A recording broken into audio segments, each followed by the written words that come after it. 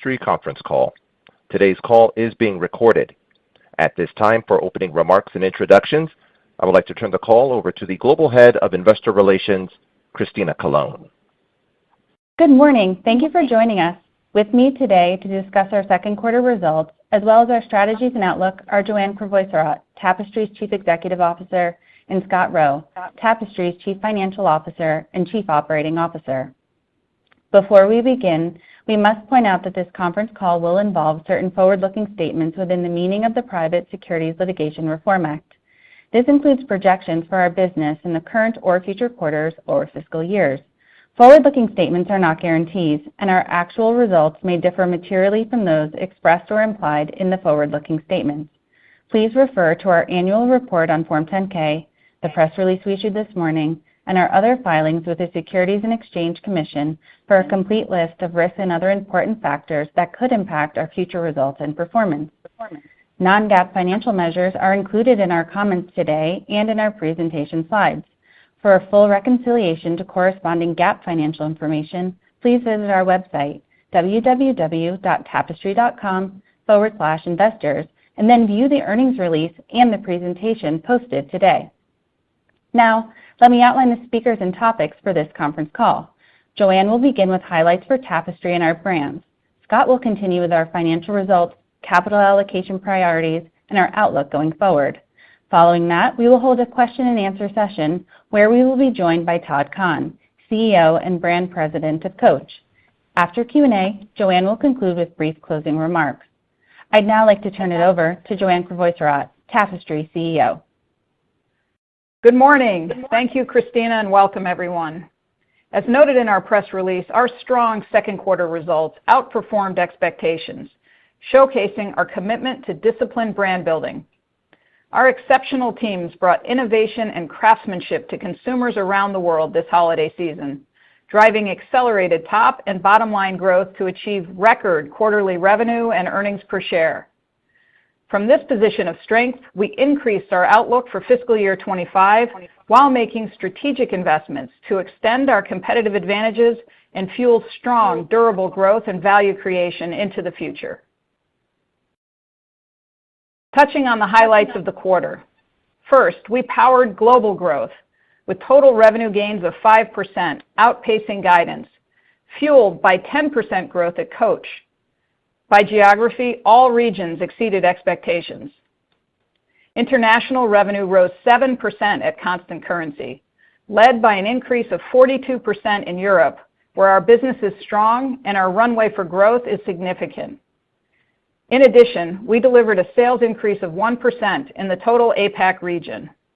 In Greater China specifically, we returned to growth, with revenue rising 2%. Importantly, we continue to bring compelling innovation, relevance, and value to consumers, with a sharp focus on driving long-term growth in the region and with this important consumer cohort. And in North America, revenue increased 4% compared to last year, while gross and operating margin expanded as we continue to drive a healthy business. Second, we remained focused on building new and lasting relationships with consumers. During the quarter, we drove new customer acquisition growth, welcoming approximately 2.7 million new customers in North America alone. Over half of these customers were Gen Z and millennials, and they continue to transact at higher AUR than the balance of our customer base. Importantly, Gen Z consumers at Coach have the highest retention rate of all cohorts, reinforcing the opportunity to build lifetime value with our target consumer base. At the same time, we improved lapsed customer reactivation in North America, highlighting our ability to successfully engage our existing customer base as we recruit new consumers to our brands. Third, we delivered compelling omni-channel experiences underpinned by Tapestry's leading capabilities, which enable us to enhance the customer experience across all touch points with our brands. To this end, we maintained strength in digital, which grew high single digits versus prior year and represented approximately 1/3 of revenue at accretive margins. Our global brick-and-mortar sales rose at a low single-digit rate in the quarter at strong and increasing profitability. Fourth, we fueled fashion innovation and product excellence, as we remain focused on bringing creativity, quality, and compelling value to consumers around the world. This is clearly on display at Coach, where we delivered strong and broad-based growth in handbags with AUR gains, underscoring the vibrancy of the brand and product offering. Our success is also reflected in our strong gross margin, as we achieved a record second quarter gross margin, with further opportunity for expansion long term. Importantly, underpinning our innovation pipeline and margin gains is our agile supply chain, a key competitive advantage, which enables us to deliver craftsmanship globally and powers our growth. Overall, we generated record earnings per share, which exceeded our expectations and increased over 20% compared to the prior year. Importantly, our business is strong today and well-positioned for the future, as we remain committed to delivering consistent long-term growth and shareholder value. Now moving to our results and strategies by brand. Coach had a breakout quarter as we continue to drive brand heat and bring this storied brand to a new generation of consumers. Coach's success is compounding, and it demonstrates the enduring power of its expressive luxury positioning. Our growth is credit to our talented global teams who are operating with excellence and intention to deliver innovation across product, marketing, and experiences to cultivate emotional and lasting connections with consumers. To this end, during the quarter, we achieved 10% constant currency revenue gains at exceptional margins, highlighted by 270 basis points of gross margin expansion and a 210 basis point lift in operating margin. Importantly, our strategies are working, with three key areas underpinning our accelerated growth. First, new Gen Z customer acquisition, resulting from our systematic understanding and engagement with our target consumer. Second, strength in our core leather goods category, where we have authenticity and scale, and our innovation is winning. Third, global outperformance led by North America and Europe, and a return to growth in Greater China. These growth pillars will continue to drive our success in the future. Now, touching on the strategic highlights of the second quarter in more detail. First, our results were driven by strong gains in leather goods, where we have multiple platforms for growth, given the power of our iconic handbag families and the success of new product introductions. The Tabby family once again outperformed, over-indexing with new and younger consumers and doubling versus last year, building strength on strength.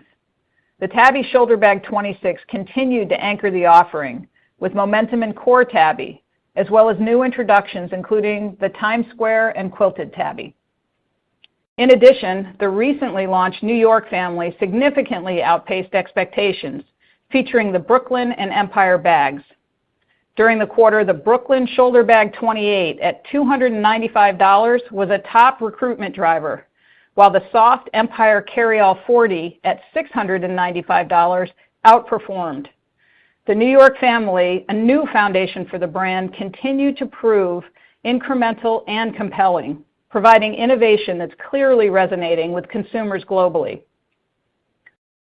Further, our Coach Originals collection, featuring archival bags that celebrate the brand's legacy with a modern sensibility, drove growth, notably with Gen Z consumers. And finally, bag charms and straps amplified our offerings, particularly the viral cherry charm, cutting through for being emotional, highly giftable, and trend-right. Importantly, our strategies are driving strong brand heat and desire among Gen Z consumers. In fact, Coach was again recognized by The List, climbing 10 places to become the world's 5th hottest brand, with the Brooklyn bag leading as this quarter's hottest product. Additionally, the Coach Cherry Bag Charm entered the list as the number 4 hottest product. Overall, Coach's growth in handbags and accessories continued to outpace the industry, which included mid-teens AUR gains globally, led by North America. And looking forward, we remain confident in the opportunity for further sustainable growth, given our brand strength and innovation pipeline, as well as the compelling value and craftsmanship we offer in the luxury market. Next, we remain focused on fueling lifestyle with an emphasis on footwear, where we are underpenetrated and have a right to win by leveraging our brand strength to drive customer recruitment, frequency, and lifetime value with our target timeless Gen Z consumer. During the quarter, we successfully launched the new Highline sneaker, which sold at $125 in both retail and outlet and attracted new customers to the brand. This introduction in both retail and outlet channels builds on our One Coach learning agenda, which we successfully piloted with Tabby. Turning to marketing, we continue to drive cultural relevance through emotional storytelling that amplifies our brand and product offering. This holiday, we rolled out the next chapter of our Unlock Your Courage campaign. And with each campaign, we're learning, gaining deeper consumer insights that enhance our storytelling and media execution. This capability enables us to deliver the right content at the right time on the right platform, ensuring that our messages are cutting through. This is key to driving sustainable customer acquisition, and it's working globally at scale.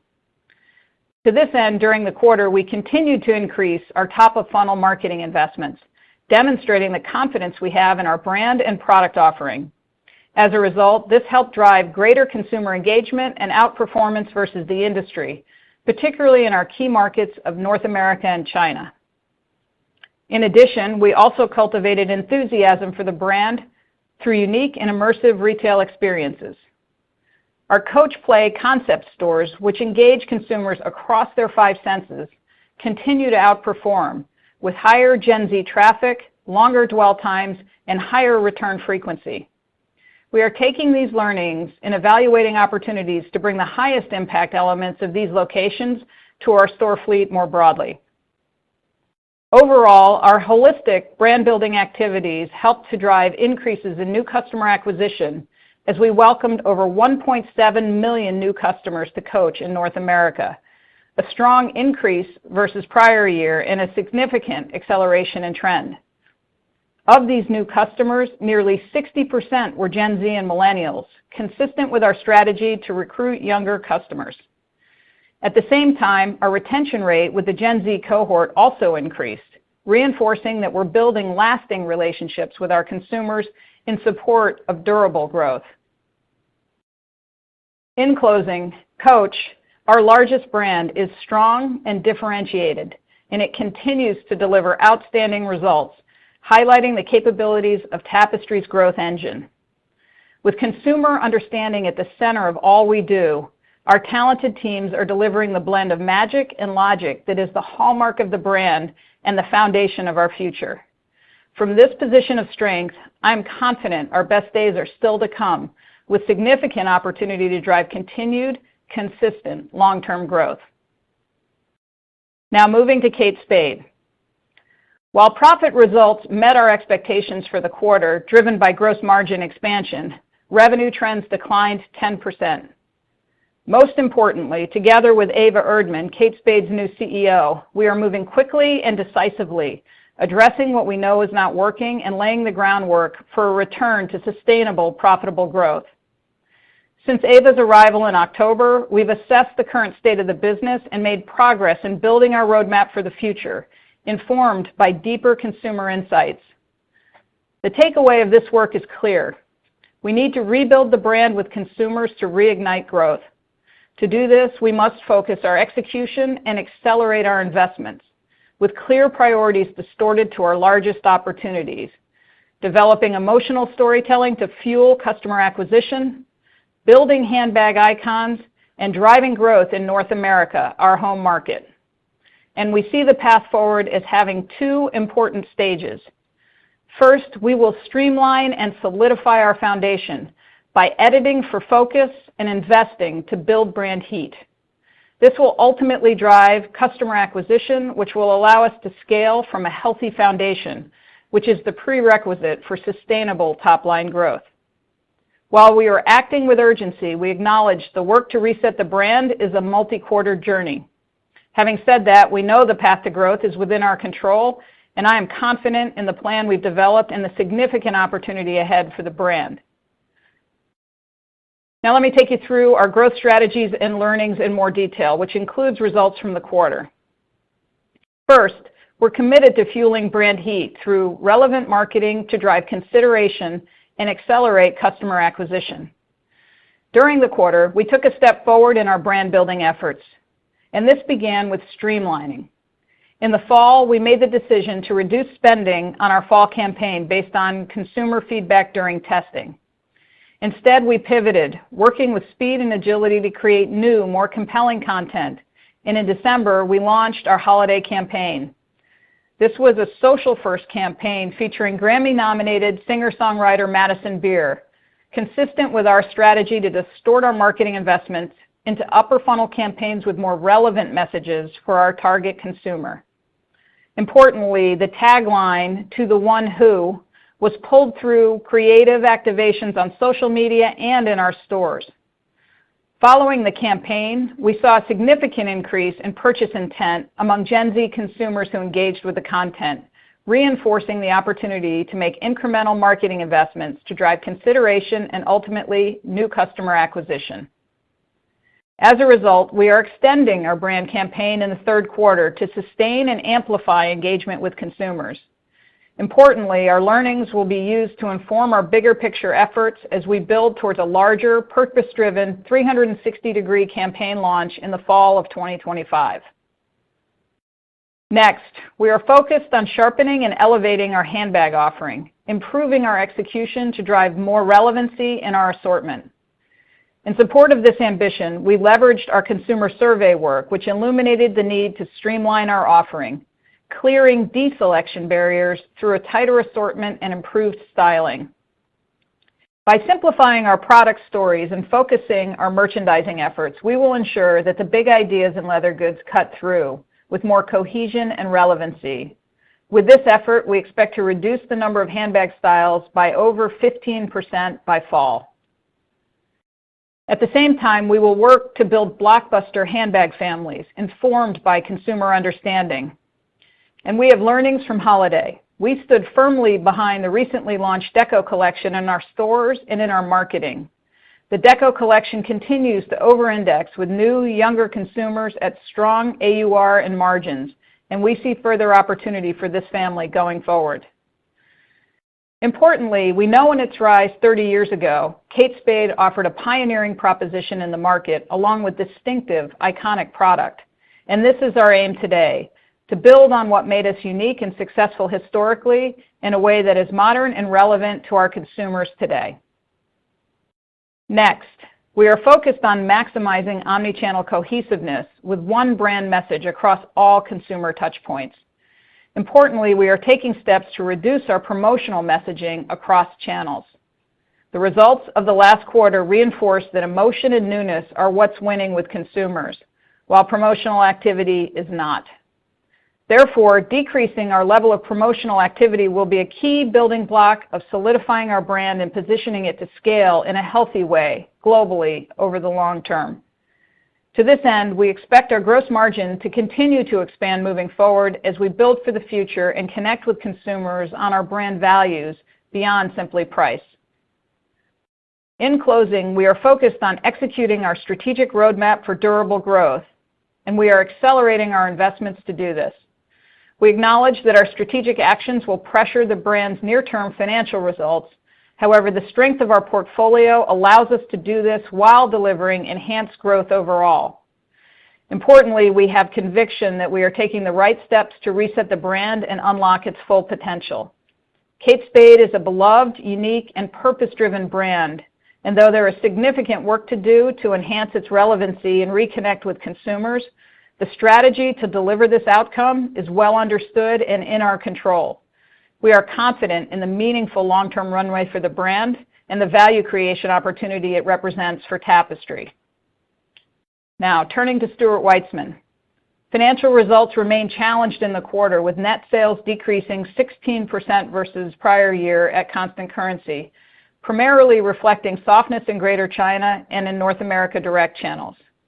In addition, global wholesale net sales declined, impacted by shipment timing, while trends at POS remained strong, growing at over 20%, a key indicator of strategic progress.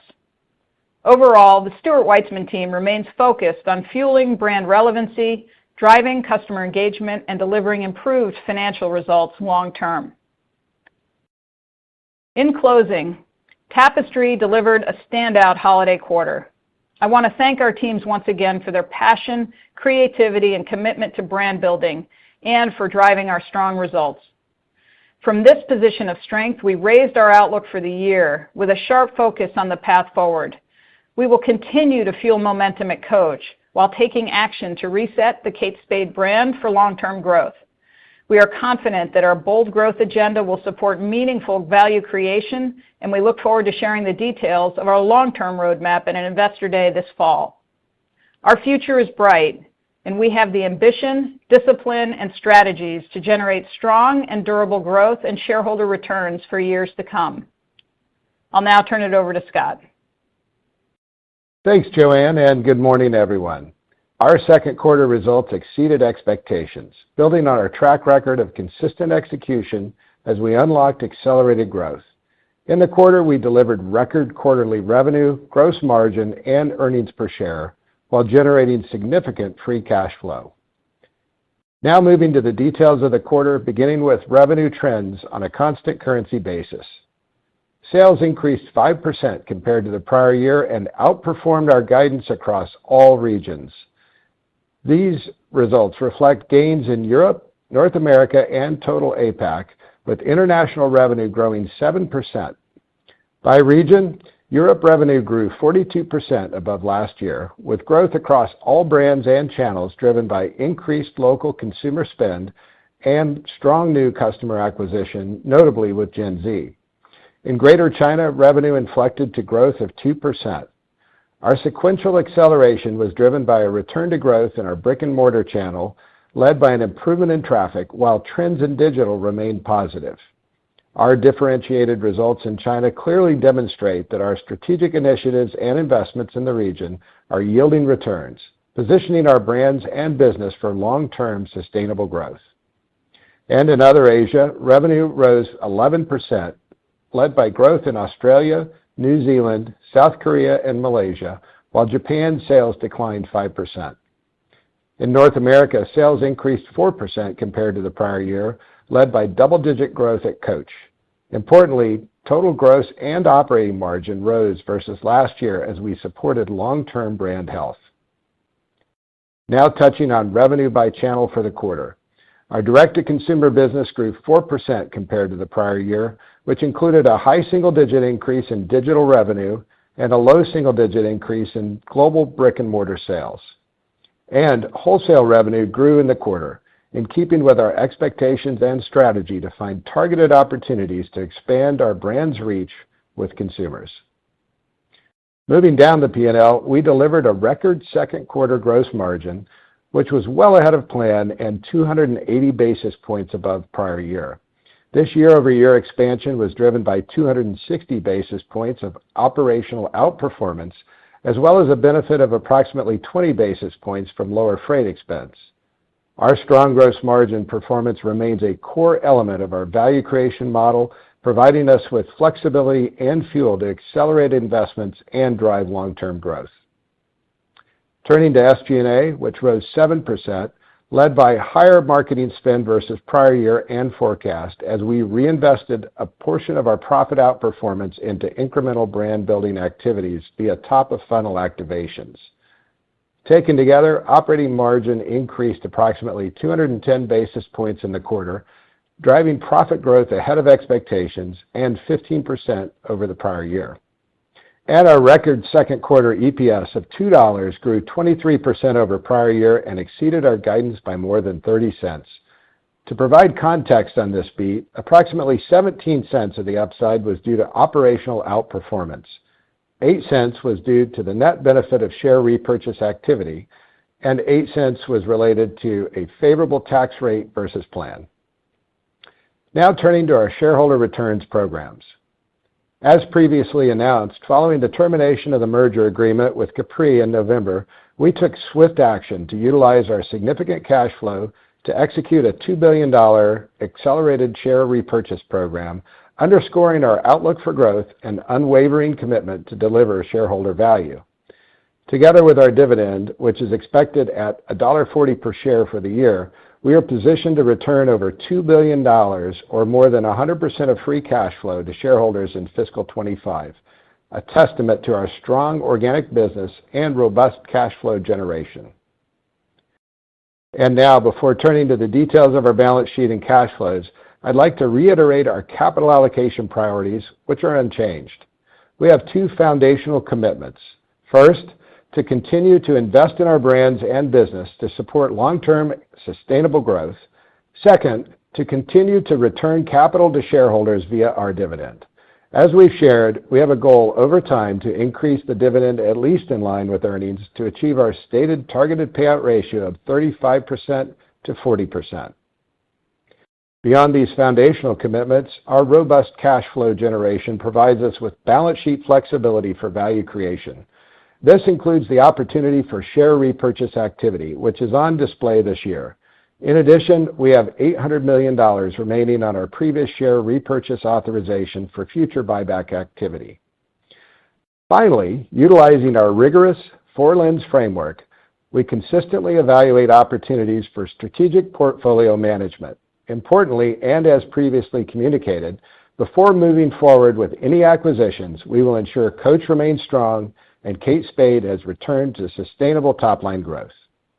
These clear capital allocation priorities are underpinned by our firm commitment to a solid investment-grade rating and maintaining our long-term gross leverage target of below 2.5 times. Now turning to the details of our balance sheet and cash flows.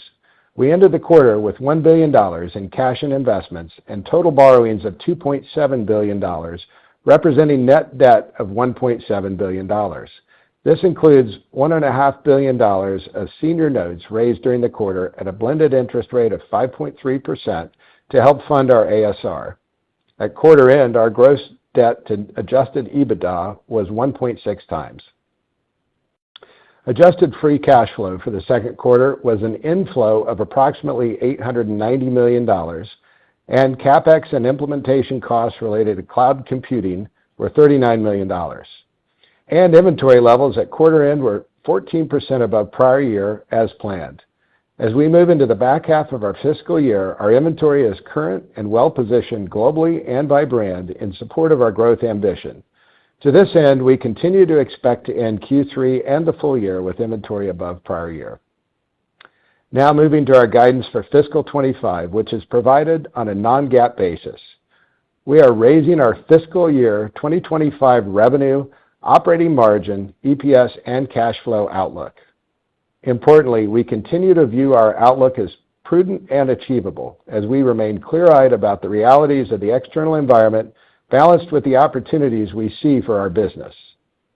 For the fiscal year, we now expect revenue of over $6.85 billion, representing growth of approximately 3% versus prior year on a reported basis, including an expected currency headwind of over 50 basis points. Touching on sales by region at constant currency, we expect growth in Europe in the area of 30%, where we are underpenetrated and have strong traction. In other Asia, we anticipate high single-digit gains, while in Japan, we're forecasting a low single-digit decline. In North America, we expect revenue to be up slightly as we continue to support a healthy business. And in Greater China, we expect low single-digit growth over the prior year. In addition, our outlook now assumes operating margin expansion of approximately 100 basis points versus prior year. We anticipate gross margin expansion to drive this increase due to improvements in both AUR and AUC. Both freight and FX are still expected to have a negligible impact on gross margin changes for the full year.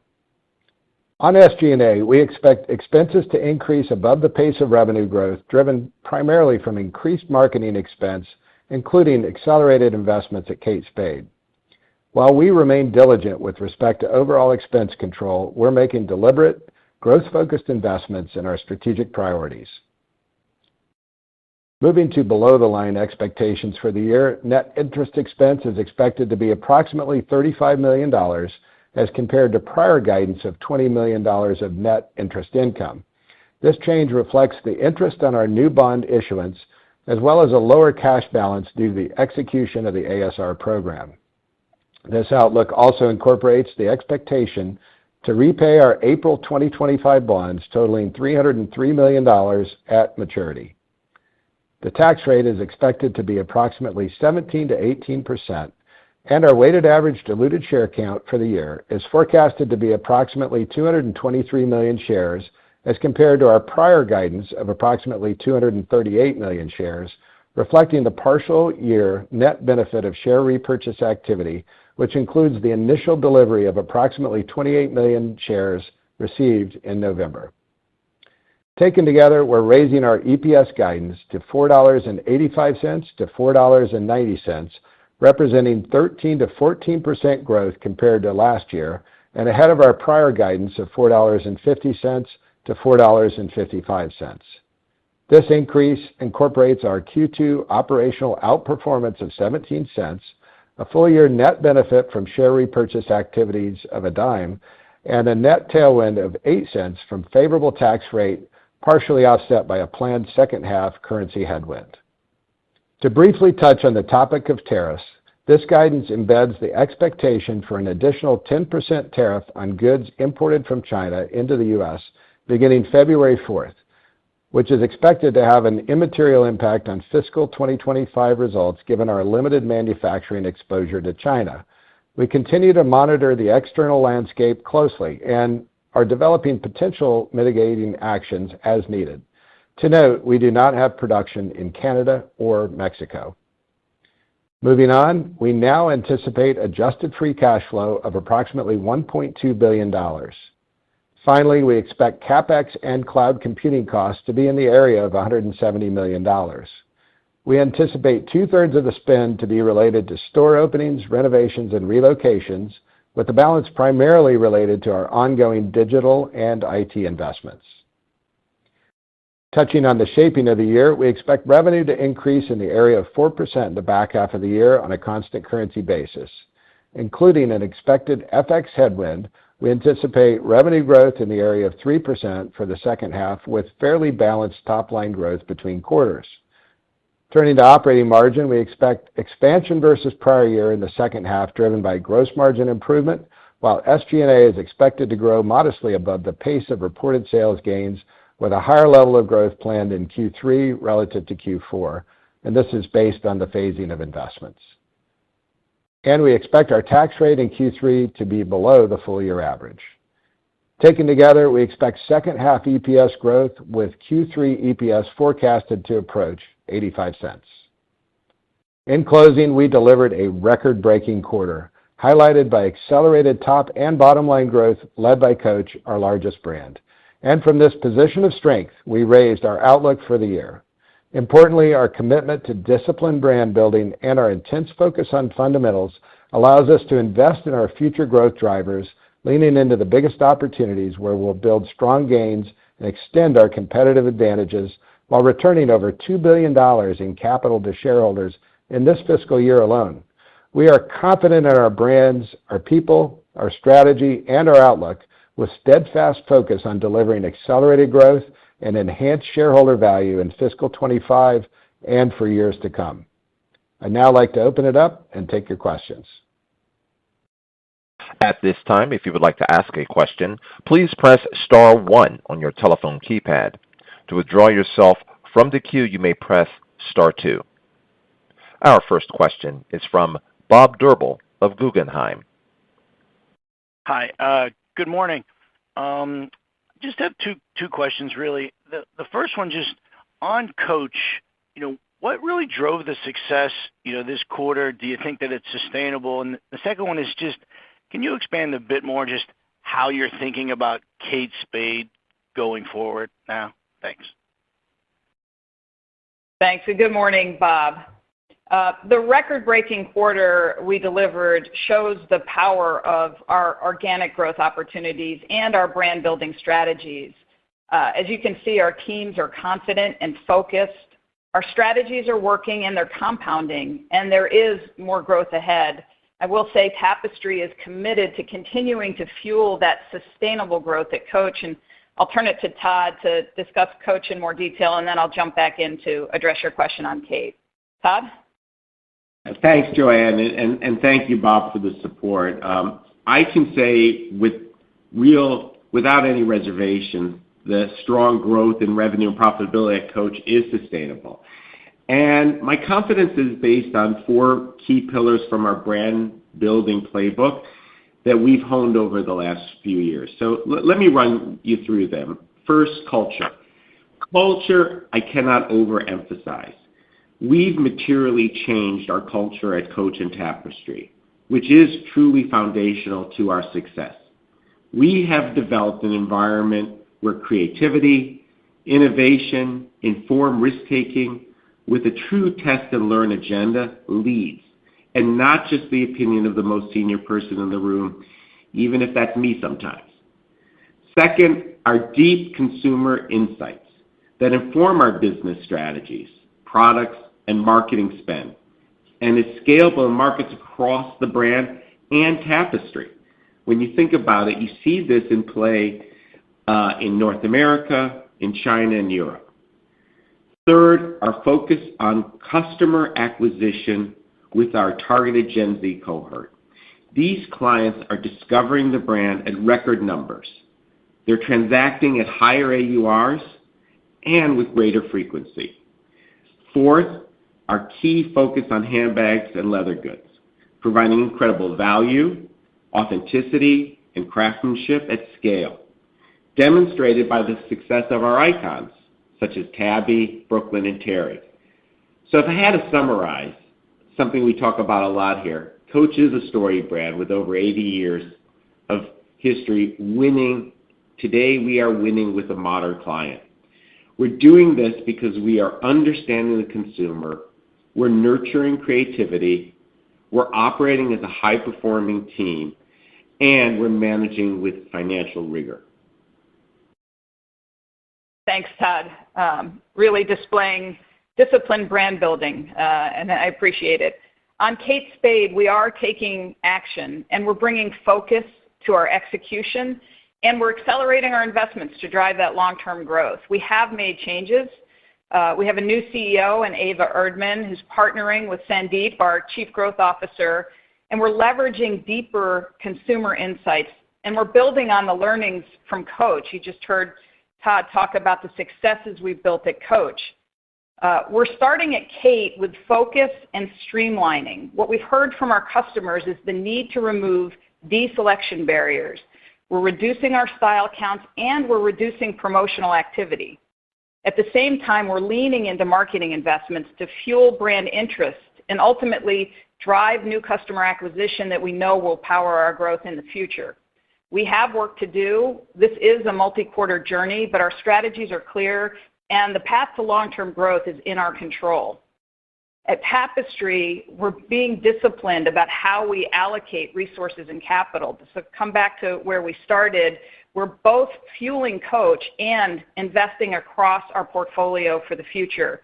We delivered a strong quarter and raised our outlook, and we're doing that while accelerating investments to reset Kate Spade. Thank you very much. Our next question is from Ike Boruchow of Wells Fargo. Hey, congrats. Great results. Glad to see it. 2 from me, maybe first for Joanne, maybe second for Scott. Just kind of dig in a little bit more into Coach, specifically in terms of the robust numbers you guys are putting up. Maybe can you talk about, Joanne, maybe how much did the New York family and Tabby, contribute to Coach's growth? What % of sales do these 2 families represent? Any more detail there might be helpful. And then follow up for Scott, just core drivers of potential margin expansion ahead. How are you thinking about the pace of future gross margin expansion at Coach? Just following all the recent strength would be helpful. Sure. I can pick it up and just let you know that Coach's business is based on really strong foundational principles, and the growth is broad-based, and I think I'll toss it to Todd to cover the details on the business at Coach. Thanks. I appreciate that. We're so pleased with our platforms, and what's so different about Coach today is we don't have a single platform. We have multiple platforms but they're still very focused. So first, no single platform counts for more than 10% of our sales, whether that's the Tabby family, whether that's the New York family. So I see a lot of runway with those families, as well as Terry in outlet. So we have foundational families that we can drive real business with. What's amazing is all of them, Terry, Tabby, Brooklyn, are attracting this younger consumer. And so we're attracting this younger consumer across the price spectrum, which is phenomenal for us. I know Scott's going to talk about gross margin. I will give a plug. If you think about gross margin, the way we're thinking about it, we just came off of what typically is the highest promotional quarter in our industry. We delivered over 77 gross margin. And again, that was the highest gross margin in a second quarter in Coach's history. I see incredible, sustainable growth in gross margin over the long term. And as we continue to create desirable product at these price points with the scale and the opportunities that the Tapestry supply chain provides, so both on raising price and on reducing our costs, we have a lot of runway left. Scott, hopefully I left you something on the boat. You know, here's the great news, Todd, is we're in full alignment, right? This management team prioritizes both gross margin and operating margin. And, you know, AUR growth, AUC, which I always say is the most underappreciated part of the story. As our teams look at what consumers really value, we've got using AI for price elasticity. I mean, we're getting a lot more sophisticated as we look at these trade-offs and decisions. And that plus the investment in brand love. And Todd always says emotion trumps price. And you see that on display, right, with the strong operational beat that we had in gross margin and how that's consolidating into, you know, near market leading operating margins in Coach, more than 33%. So what's ahead? You can expect that same basic flywheel. We're going to grow our gross margins. We're going to continue to invest in engagement with consumers, which is through increasing marketing and more importantly, more effective marketing and storytelling. And we're balancing the long-term investments with short-term commitments to our shareholders. And I hope you see that's on display with record earnings in the second quarter and a strong beat and raise for the full year. What that means is 200 basis points of gross margin expansion and about 100 basis points in terms of op margin expansion as we deliver for the short term, but also invest for the long term. Congrats, guys. Thanks, Ike. Our next question is from Adrienne Yih of Barclays. Good morning, and let me add my congratulations. Really well done. Joanne, I'm going to go back to Kate Spade. You know, often when we kind of change the strategy, just wondering who do you envision and Ava envision today is the target market, the target consumer, kind of how you define her specifically. And then Scott and or Todd, this is kind of a both of you question. So within Coach, Scott, can you talk about the AUR lift, like how much higher on a 5-year basis is AUR, but more specifically, how much of that is actually from lower markdowns and how much are your initial retail prices higher versus 5 years ago, which then segues to Todd. Isn't this the largest spread to pinnacle luxury, that we've seen ever covering the space? It just seems like that Europe is testament to the fact that you have a whole new market that's sort of been abdicated by pinnacle luxury. If you can speak to that, that'd be great. Thanks. Yeah, thanks, Adrienne, and I'll jump in on Kate Spade. And I would say that it's not so much of a strategy change. The principles of brand building at Tapestry across our portfolio remain intact, and our focus is on sharpening our execution. And as we think about improving that execution, It is through building more relevancy for a target younger consumer. One of the learnings that we've had and our approach is to make sure that we're attracting new customers to the brand, but also new and younger consumers to our brands. Because we know that by 2030, 70% of the consumption in our category will be with new and younger consumers. So we see that as the lifeblood. And as we do deeper consumer research, we're listening and responding and improving our execution behind what we hear to bring more relevance to the brand, both in product and in the experiences and storytelling that we develop. And some of the actions we've taken already are showing some traction. We know we need to streamline and focus. What we're hearing from the customer is removing those deselection barriers, reducing the style counts. That allows us to take big ideas and have them cut through for the consumer, and also reducing promotional activity. As we mentioned, and as you know, and what we see in the market, innovation is winning with the consumer. Continuously hitting the consumer over the head with price is not winning. And so we will sharpen our execution around that as we build the brand and reset the brand. We're also making investments. We're going to reach our target consumer on the right platforms with relevant messaging.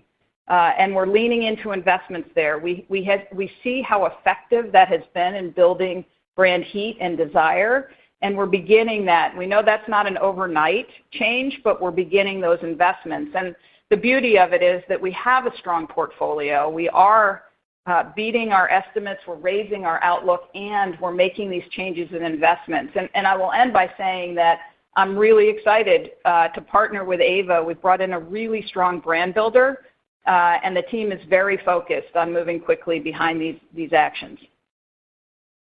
Yeah, let me build on.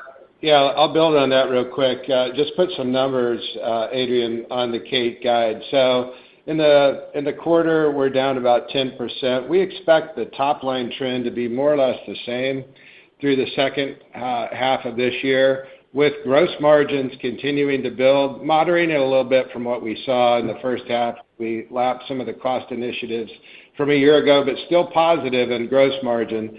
And as Joanne just said, and we indicated in our prepared remarks, significant investment in brand building. It'll be the highest percentage brand building as a percentage. Obviously, Coach in absolute term is much larger, but the largest percentage increase. And what gives us conviction around making that? It's what we've seen on display in Coach. And remember, the phases of this, we're focusing on brand awareness, then we're going to go followed by customer acquisition, and finally growth.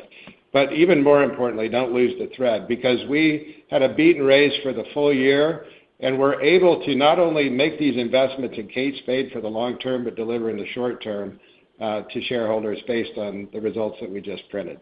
I'll throw it to Todd on the AUR question. I think better served by him. Thanks, Scott. I chuckle a little bit because since FY19, in about the 20 quarters we've been doing this together, I think 19 of them we've had an AUR question. I think 19 of them we've grown our AUR. Indeed. What's exciting is, and every quarter, like, is this it? And, we keep hopefully surprising you on the upside. So first, on AUR this last quarter, we delivered double-digit handbag growth on AUR, and even in North America. So your question is insightful. There's a couple things at play here. Obviously, value matters. And we offer incredible value against maybe traditional European luxury, and people are seeing that. And you're seeing it in markets like Europe, where we're seeing double-digit growth because there's value. But I will also say the value equation is only part of it. You have to have compelling product. You have to say your product has to stand for something. So I talk a lot about value and values. Our focus on this timeless Gen Z customer, and our insight that we keep developing, and how we continue to build on that insight. It is the cornerstone for everything we do. It's the cornerstone that informs Stuart and our design team. It's the cornerstone of our operations, and it's the cornerstone of our storytelling. So, excuse me, the value in values is clear. I see a lot of AUR growth. We obviously don't have to discount product, but also what we've done over these last couple of years is we focused on fewer stories, deeper icons. We don't have that vicious cycle of markdowns that historically you have in our space, because we're reinforcing fewer, deeper ideas. Fantastic. Well done. Thank you. Our next question is from Matthew Boss of JP Morgan. Thanks, and congrats on a great quarter. So, Joanne, with Coach now at a position of strength, as you cited, could you speak to new customer acquisition trends in North America and Greater China, and specifically elaborate on opportunities you see to further accelerate growth, just given the momentum and clear move to offense? And then, Scott, on the bottom line, earnings this year raised to low to mid-teens. That's your former growth algorithm. Is there any reason that this pace is not sustainable multi-year? Thanks, Matt. I think that second quarter demonstrates the power of our brand building capabilities. It is the disciplines that we have on display. Coach is leading, Coach is taking share, and it does start with really leaning into the true essence of the brand, understanding our target consumer, and delivering relevant product, emotional product experiences, and storytelling to deepen the engagement with the consumer. And this is a journey that we've been on for years, and we continue to build and hone our capabilities here, and we're driving success. It's not just a customer acquisition that we're after. We're after a customer acquisition with a younger consumer, and in the Coach case, with the young, timeless Gen Z consumer. And that's where you see, as we get more focused on exactly who our target customer is and bring all of the capabilities of our company, including the incredible innovation and creativity that the teams are delivering with our commercial capabilities around the world, that is cutting through with our target consumer. We're acquiring more consumers. That accelerated in the quarter. More than half, 60% at Coach, were Gen Z and millennial consumers. And what's interesting about customer acquisition, as you asked, is these customers are coming into the brand in a healthy way. They're transacting at higher AUR than the average, and they're now coming back with more frequency. So building that lifetime value that we value with the young consumer. So that is the focus. It's the focus of our brand building capabilities, and it really starts with having a systemic understanding of the consumer and a continuous learning agenda. And I would say that the teams, while they have success, they continue to stay humble and curious, and we see, as the second quarter demonstrates, this will drive growth, and we're just getting started. We see more growth ahead and a lot of opportunity across our portfolio and with Coach. And I guess on the second part of the question, Matt, is it sustainable? Short answer, yes, in my opinion. And why do I have conviction around that? Well, Todd gave a lot of it, right, which is our continued strength in AUR, our AUC initiatives with the best supply chain in the business, gross margin growth. We'll continue to invest, but we also read and react. I think this is an important part. We don't just invest to invest. We invest where we see those indications, and that's in our control, and we're balancing short-term and long-term as we think about those investments. And then, obviously, our commitment is to continue to grow earnings. The other thing I'd point out is the strong cash flow yield. We just raised our free cash flow to $1.2 billion.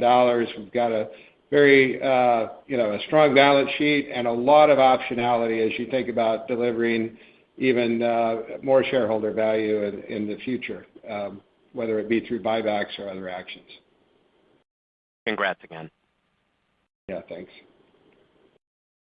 Our next question is from Lorraine Hutchinson of Bank of America. Thank you. Good morning. I wanted to build on the discussion around these powerful new handbag franchises. How do you balance their near-term success with also ensuring that the pipeline is full of new products to take over when those products pass peak?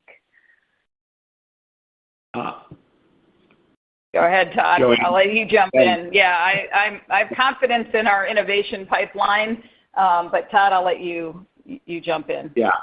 It's an interesting phenomenon, and we recognize this with Tabby, and I think I might have said this to you in prior investor calls, but from 19, what we started to see Tabby slow down, and typically what would have happened is we would have exited it would have gone into outlet, or we would have had some markdown liability. A year later, we'd come out with a new bag called Gabby with the similar attributes, and we'd start the cycle all over again.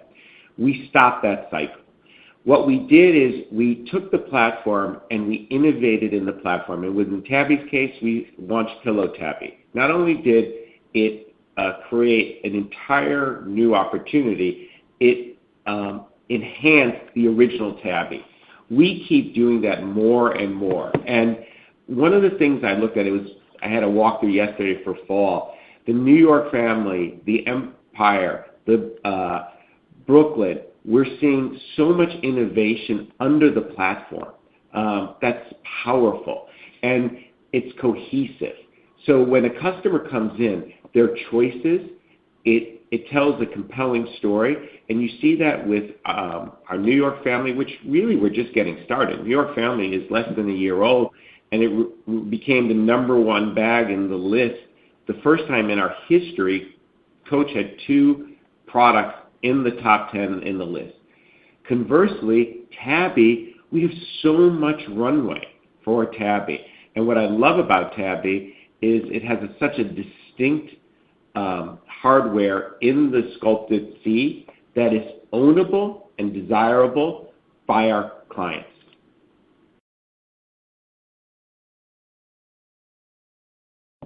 Thank you. You're welcome. Our next question is from Brooke Roach of Goldman Sachs. Good morning, and thank you for taking our question. Joanne, Scott, Todd, I was hoping we could dive a little bit deeper in the momentum that you're seeing in China in particular. It sounds like you have a little bit more optimism there than last quarter on an XFX basis. What's working specifically there? What's changing in the execution of your brick-and-mortar strategy for Coach? And how should we be thinking about the opportunity to accelerate Coach as well as your other brands in that region going forward? Thank you. Sure. Why don't I kick it off, Brooke?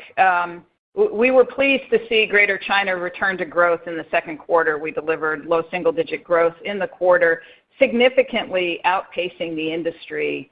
And I think that speaks to the success of our strategies. The brand building capabilities that are working globally. And it does underscore the opportunity ahead. We have strong broad-based performance across channels and city tiers in China. The team is importantly bringing the innovation and the value to consumers in that market. Our brand is positioned quite well in the market, and we're investing, including in higher levels of marketing in the region. And we're seeing consumers respond, including younger consumers. So we are driving Gen Z acquisition. So the principles of brand building that are working at Coach are working across the globe. And maybe I'll toss it to Todd if I left you any material to cover how you're thinking about China, but we remain confident in the long-term opportunity overall in China. But Todd, any more color on Coach specifically? Thanks, Joanne. Again, we've been in China for over 25 years.